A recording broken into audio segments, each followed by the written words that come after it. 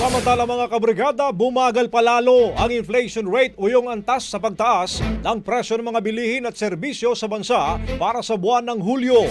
Ayon pa sa ulat ng Philippine Statistics Authority or PSA, bumagal ang July 2025 inflation sa 0.9%. Pinakamabagal na inflation nito sa loob ng 6 na taon mula pa noong October ng taong 2019.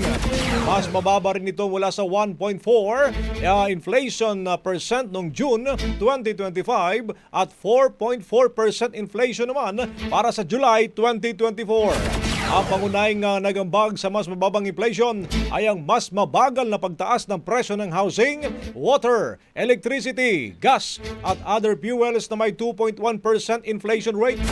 Pangalawa naman ang pagbaba ng presyo ng food and non-alcoholic beverages sa antas ng negative 0.0% at ang pangatlo mga kabrigada, ang mabilis na pagbaba ng presyo ng transport sa antas ng negative 2.0.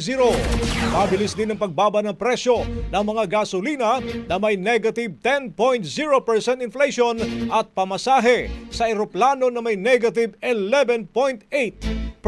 Brigada Balita Nation. Ang bahaging ito ay hatid sa atin ng Maxan Mangosteen Santon Coffee. Max Healthy, Max Sarap.